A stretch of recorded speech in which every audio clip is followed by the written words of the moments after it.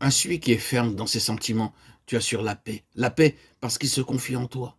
Ésaïe 26, 3. Cette paix est intérieure. À celui qui est ferme dans ses sentiments, tu assures la paix. La paix. Où que vous puissiez être dans la prospérité ou l'adversité, la maladie ou la santé avec beaucoup d'amis ou dépourvu de tout, dans la solitude ou en famille, vous remarquerez que cette paix se maintiendra jour après jour. Elle est vôtre. Elle est intérieure. Elle ne vient pas du monde extérieur. Elle ne peut provenir de l'extérieur. Aussi longtemps que vous faites la volonté de Dieu et que vous essayez d'accomplir ce qu'il vous demande, alors rien sur cette terre ne pourra ravir cette paix intérieure. Ni la maladie, ni la souffrance, ni les peines. Christ vous offre cette paix. L'ennemi lui-même, Satan, ne saurait vous dérober cette paix. C'est la paix parfaite. À celui qui est ferme dans ses sentiments, tu assures la paix, parce qu'il se confie en toi. Ésaïe 26, 3. C'est une paix divine, sainte, qui n'est pas de l'ordre d'exercices spirituels particuliers, de techniques yogiques ou mystiques. Non, c'est la paix de Christ, tout simplement, qui est accordée à tout enfant de Dieu et qui connaît cette paix. Et qui sait, frères et sœurs en Christ, de quoi je parle. Bien-aimés, cette paix nous a été offerte. Et c'est une grâce merveilleuse. Qu'il est grand, ce Seigneur et ce Dieu Tout-Puissant, de nous avoir offert cette paix intérieure.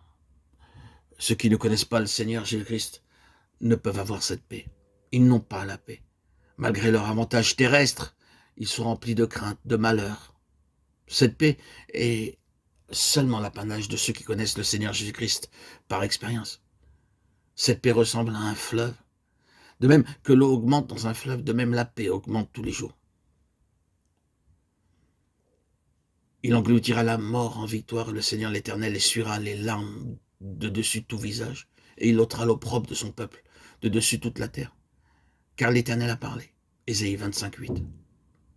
Le Seigneur Jésus-Christ nous a donné la victoire complète sur la mort, et maintenant nous pouvons dire, ô mort, où est ta victoire? Ô mort, où est ton aiguillon? Mais ceux qui ne connaissent pas l'espérance du salut au cours de leur vie doivent la vivre dans les pleurs, dans les peines. Ils ne savent pas ce qu'il y aura après leur mort. Seuls ceux qui ont connu le Seigneur par expérience peuvent prononcer des paroles de grâce et de défi à la mort. Pour eux, la mort n'est qu'une séparation temporaire. Lorsqu'un homme est promu à une position élevée, par exemple un fonctionnaire subalterne qui devient président d'un État et qui doit faire un long voyage pour occuper son nouveau poste, quitte-t-il son foyer en pleurant? Oh non, bien sûr. Bien au contraire. Il s'en réjouit. Il est tout à son aise. De même, seul un véritable croyant peut dire « Ô mort, où est ta victoire? Ô mort, où est ton aiguillon ?» Il peut affronter la mort dans la paix parfaite, cette paix ineffable, cette paix merveilleuse, divine, cette paix de Christ que tout enfant de Dieu possède en lui. Cette paix intérieure que personne ne peut ôter. Lorsque nos êtres chers nous sont repris, la pensée de les rencontrer à nouveau dans des corps immortels, glorifiés, où il n'y aura plus jamais de séparation revient sans cesse à notre esprit. L'homme le plus fort au monde ne peut pas être libéré de la crainte de la mort. La blessure occasionnée par la mort ne peut pas être guérie par des paroles humaines. Beaucoup de gens peuvent venir vous consoler, vous présenter leurs condoléances, mais personne ne peut guérir la blessure. Le croyant, lui, sait par expérience qu'il ne s'agit pas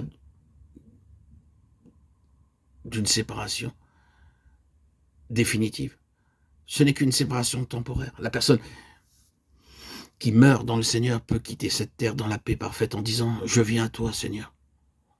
Je sais que tu vas m'accueillir. Je sais que tu es là, bien présent. » Car il est intimement lié au Seigneur par cette paix qui est de Christ. Sa foi est inébranlable. Cette paix a triomphé de lui. Elle est établie en lui et cette paix est divine. Et l'enfant de Dieu, le croyant, le sait parfaitement. Beaucoup d'enfants de Dieu ont prononcé de telles paroles, puis sont partis dans la gloire. Seigneur, je viens à toi. Il y a sur le visage de ceux qui dorment en Jésus une expression paisible, tandis que la peur et la terreur sont imprimées sur le visage des autres personnes qui n'ont pas cru, des autres personnes qui n'ont pas reçu cette paix que Christ nous offre à tous, à tout enfant de Dieu, à vous, frères et sœurs qui m'entendez, qui croyez en Christ, qui possédez cette paix intérieure. La peur ne peut vous atteindre, la peur de la mort, les angoisses, les péripéties de ce monde ne vous affaiblissent pas. Nous pouvons dire que les premiers sont partis pour être avec le Seigneur et que nous les retrouverons. Nous pouvons gravir des échelons, aller à lui en toutes circonstances, même en affrontant la mort à travers les âges, et avoir ainsi sur la terre un avant-goût du ciel. Nous faisons partie de ceux qui peuvent dire en vérité: ô mort, où est ta victoire?